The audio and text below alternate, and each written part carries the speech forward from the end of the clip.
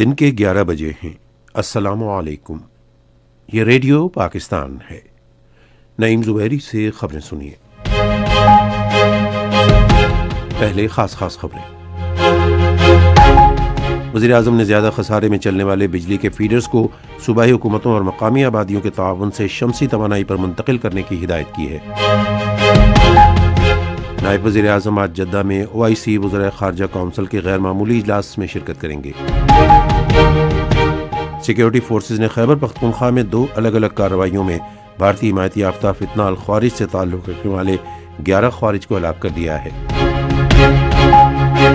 پاکستان اور سری لنکا کے درمیان 3 میچوں کی سیریز کا تیسرا T20 بین الاقوامی کرکٹ میچ کل دمبولا میں کھیلا جائے گا۔ اور اب ان خبروں کی تفصیل۔ وزیر اعظم شہباز شریف نے زیادہ خسارے میں چلنے والے بجلی کے فیڈرز کو صوبائی حکومتوں اور مقامی آبادی کے تعاون سے شمسی توانائی پر منتقل کرنے کی ہدایت کی ہے۔ وہ اسلام آباد میں ملک کے دور دراز علاقوں میں بجلی کی بلا تعطل فراہمی یقینی بنانے کے لیے سولرائزیشن کے حوالے سے ایک اجلاس کی صدارت کر رہے تھے۔ وزیر اعظم نے کہا کہ اس اقدام سے خسارے میں چلنے والے فیڈرز کے نقصانات میں کمی ہوگی اور ان علاقوں میں بجلی کی مسلسل فراہمی یقینی بنانے میں مدد ملے گی۔ انہوں نے پشاور الیکٹرک سپلائی کمپنی اور کوئٹہ الیکٹرک سپلائی کمپنی کے زیادہ نقصان میں چلنے والے فیڈرز پر فوری طور پر آزمائشی منصوبے شروع کرنے کی ہدایت کی۔ انہوں نے کہا کہ آزمائشی منصوبوں کو کامیاب بنانے کے لیے علاقے کے منتخب نمائندوں سے مشاورت اور مقامی لوگوں کی فعال شرکت یقینی بنائی جائے۔ نائب وزیر اعظم اسحاق ڈار آج جدہ میں اسلامی تعاون تنظیم کی وزرائے خارجہ کونسل کے غیر معمولی اجلاس میں شرکت کریں گے۔ اجلاس میں اسرائیل کی جانب سے وفاقی جمہوریہ صومالیہ کے نام نہاد علاقے صومالی لینڈ کو تسلیم کرنے کے معاملے پر غور کیا جائے گا۔ اجلاس میں اسحاق ڈار صومالی لینڈ کے معاملے پر پاکستان کا موقف پیش کریں گے۔ اس موقع پر وہ OIC کے رکن ممالک کے اپنے ہم منصبوں سے 2 طرفہ ملاقاتیں بھی کریں گے اور علاقائی اور عالمی مسائل پر تعاون مزید بڑھانے کے امور پر تبادلہ خیال کریں گے۔ خصوصی سرمایہ کاری سہولت کونسل کی کاوشوں کی بدولت پاکستان میں کاروباری مواقع اور سرمایہ کاری کے امکانات میں نمایاں اضافہ ہوا ہے۔ Securities and exchange commission of Pakistan کی رپورٹ کے مطابق رواں مالی سال میں اب تک 21,668 نئی کمپنیوں کی رجسٹریشن مکمل ہوئی۔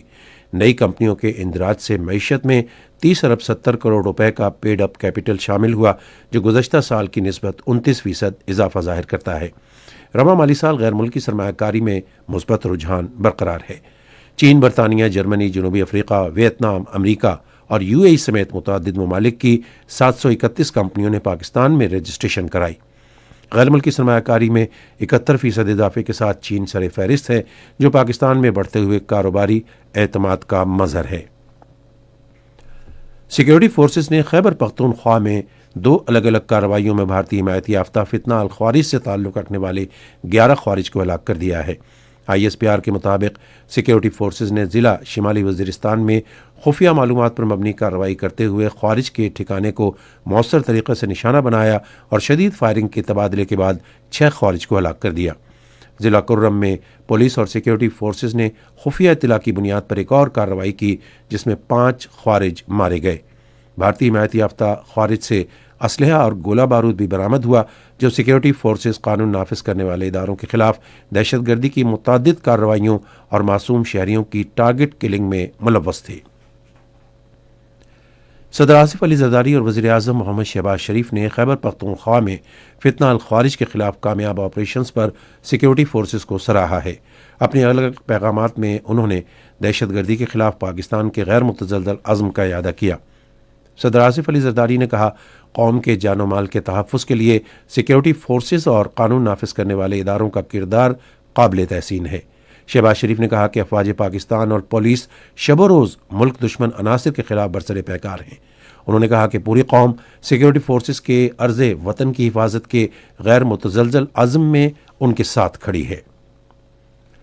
شام میں حلب کے علاقوں اشرفیہ اور شیخ مقصود میں شامی فوج اور کرد زیر قیادت شامی ڈیموکریٹک فورسز کے درمیان لڑائی جاری ہے۔